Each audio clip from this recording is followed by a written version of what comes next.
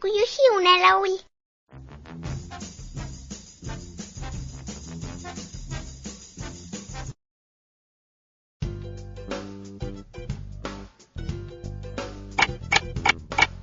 Poisid, kell on juba päris palju.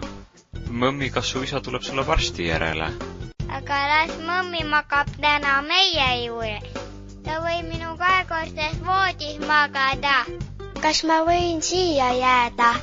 Las ma lähen ja helistan mõmmi vanematele, et kas see neile sobib.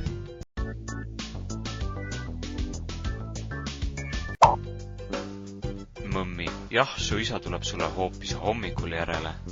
Aga nüüd poisid hambaid pesema.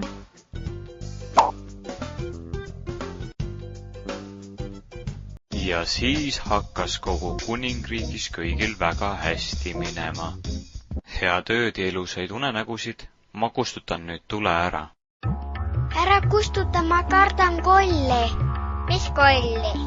No igasuguseid. Neid, kes pimedas toas ringi käivad.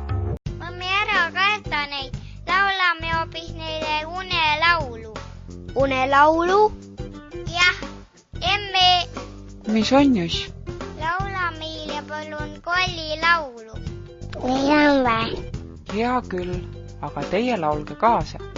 Üks väike koll läks üle tee. Üks väike koll läks üle tee.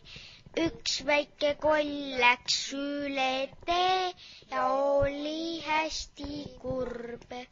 Miks ta oli hästi kurb? Miks ta oli hästi kurb? Miks ta oli hästi kurb? Sest lapsed kartsid teda. Just mõmmi jass läksid üle tee. Just mõmmi jass läksid üle tee. Just mõmmi jass läksid üle tee ja nägid kurba kolli.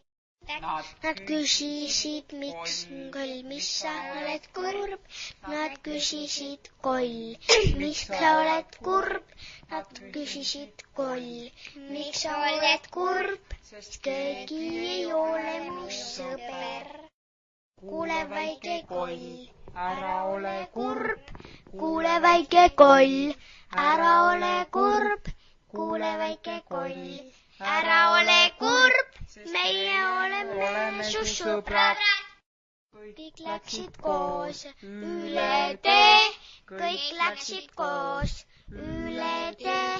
Kõik läksid koos üle tee ja saidki neist suured sõbrad. See oli hästi tore unelaul. Ma ei kardagi enam kolle. Head ööd ja ilusaid unenägusid. Head ööd ja ilusaid unenägusid. Head ööd ja ilusaid unenägusid. Kuule väike koll, ära ole kurb. Meie oleme su sõbrad. Elas kord üks muinasjutt sai läbi. Järgmises osas. Ema ütleb alati, et mina olen talle väga kallis. Jah, aga me ei saa ju ennast kinkida. Tegelikult ma arvan, et saab küll.